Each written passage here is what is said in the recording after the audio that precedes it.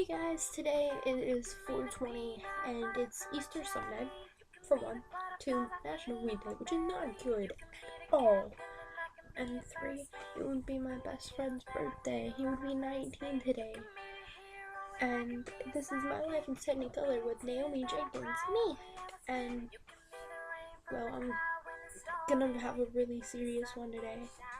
Well, part of it's gonna be serious, the other part is gonna be hopefully happy and stuff, but to me it's a serious topic. So, I was writing this book last year, and I wrote a chapter about my best friend Jake. And I'm gonna read that, and then I'm going to sing his favorite song, one of his happier favorite songs. But yeah, I'm gonna sing that at the very end. And then, if you're wondering why I'm wearing so much purple, it's because one of his favorite colors was purple. So I'm gonna go ahead and read this. Chapter 3. Is he the one? I'm 12 at this point, still with Cody. It's been about 5 months, and I was sure it would be forever. But Mama didn't like him. I really didn't care. I was determined he would be mine. Forever mine. I soon realized that I couldn't handle the long distance, so I ended it. Oh well, I guess. I mean, there were times when I missed him, but then he wasn't the one.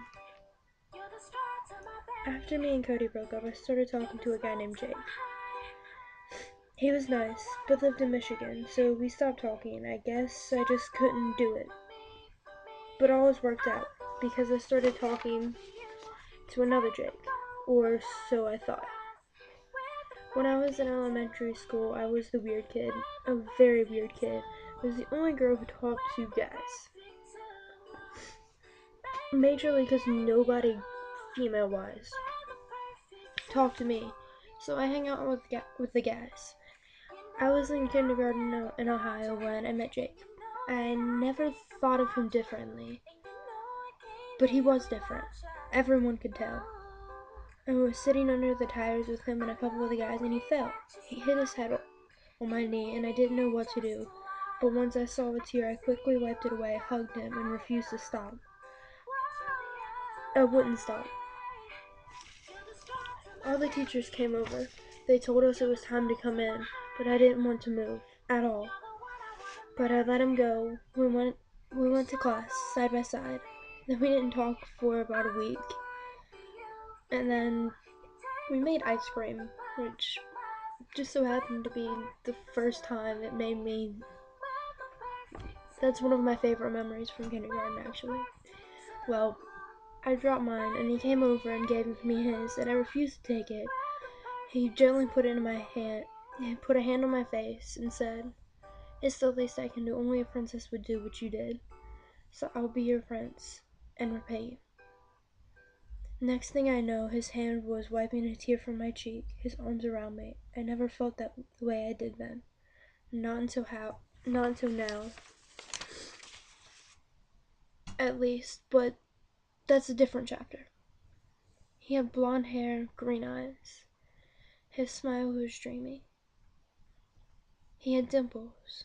He was always blushing. Always. My mom made us move in 2nd grade, me and Marsh, my brother. But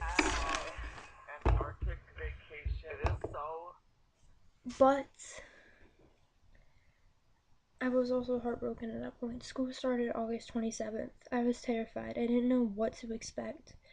His 5th grade year, he moved here. He changed so much. He didn't have his blonde hair anymore. It was black now. He wore makeup, and he had scars, bruises, covered his cold, pale, but yet beautiful skin. I hadn't thought anything of it. He noticed me staring at him. I remembered him walking up to me and mumbling, "It's me, Jake, your prince." He walked away. I didn't want to believe it was him, but then again I did. I wanted to. I did. 5th grade I got to see him again. 2 school years ago, I was miserable. No one could tell. To be honest, I wouldn't have been able to tell. He was my prince forever, my one and only. I loved him. This I knew. He left about mid-year, and I went to Michigan. I thought he would stay there, but he didn't. He moved 3 months later. He moved to Ohio again, back in a class with those guys from Ohio, back here in 6th grade. He didn't go to the same school as me. He went to Spade. I went to Springfield. I couldn't stand to even be on the other side of Wilson.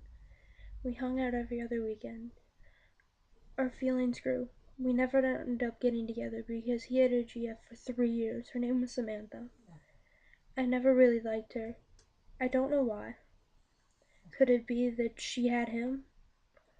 That she had everything I wanted? Could it be that I knew I was better for him than her? Anyways, back to me and him. We were always together. If you talk to anyone, we were always together. We were always talking, non-stop, to be honest. I knew he didn't love himself, but I still adored him. But one night, I remember it like it was yesterday. One night, he called and he told me he couldn't live anymore. My exact response was, Jake, you lived before her, you can live now. Besides, without you, I'll never be a princess. He started crying and told me that he couldn't live without her and that she was everything to him. That nobody else matters, not even you. Those words stung so bad. I couldn't handle that. I didn't know why he would say that. All that was going through my head were the words he said to me in kindergarten. Those wonderful words. I didn't realize these came from my mouth until afterwards. I love you, Jake. I have since we met. You can't leave me in this crazy place. Next thing I know, he hung up on me. I didn't call him back. I was sitting there, crying. I cried myself to sleep that night. I couldn't have ruined everything between me and him. We didn't talk for about 2 weeks. I decided to text him one Sunday morning just to see if everything was okay, along with to apologize. I get out of church that morning, turn my phone on and see a text. I hoped it would be from him. It was from his mom. The text read, Hey Naomi, it's Jake's mom. I thought I should let you know that he killed himself during the night. I was broken again. I kept wondering why. Why would you do that? I only wanted answers. I still want answers. It's been almost 3 years. I guess I'll never know. I would just have to wait and find out.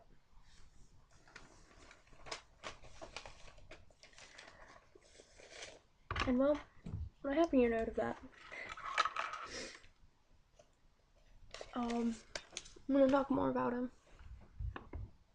And hopefully, make this a happier video. But, well, his favorite animal was a giraffe. So we have a little giraffe to represent him. His favorite animal is right here, little giraffe. And every time I hold this little guy, I think of him because, well, his favorite animal is a giraffe, like I've said. And his purple, his favorite color. And then his favorite junk food was yellow jelly beans. I hate yellow jelly beans. Do any of you? That's a serious question. You should comment below and answer that for me, because I would really like to know. So yeah. Well, now I'm going to sing a song. I hope you guys don't mind, but it's Perfect 2 by Auburn. So I really hope you guys don't mind, but this was one of his favorite songs. So yeah.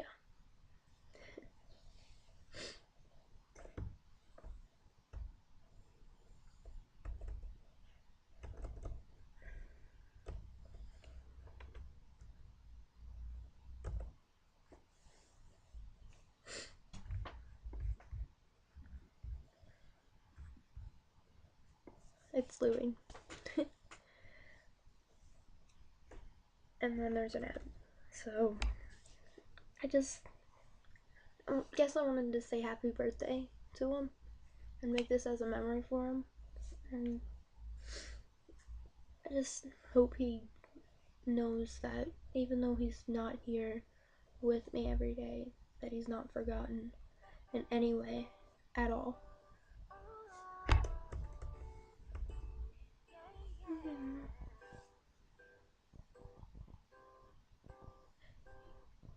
You can be the peanut butter to my jelly. You can be the feel in my belly. You can be something and I can be your first date. Be the that I cry on the first date. Be the hero and I can be your sidekick. You can be the tear that I cry if we ever split. In the moment, you can be the sun when it shines in the morning. Don't know if I could ever be without you, 'cause boy, you complete me.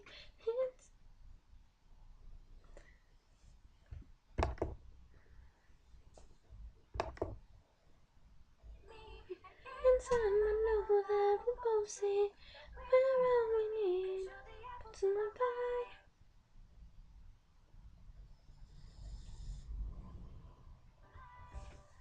the straw to my berry, smoke to my eye.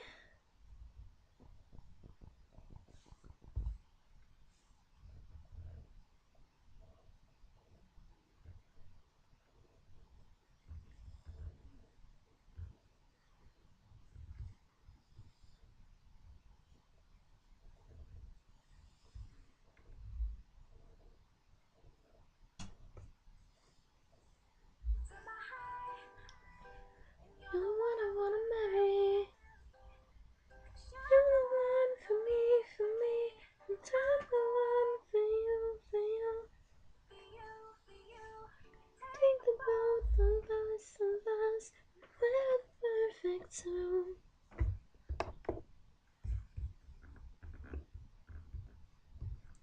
Oh, that's all I'm gonna do on this video since it's like 12 minutes now. I'll make another video and finish that. And yeah, I just want to say happy birthday, and I'm never gonna forget him. So yeah, comment, like, subscribe, do that stuff down there. I love you guys.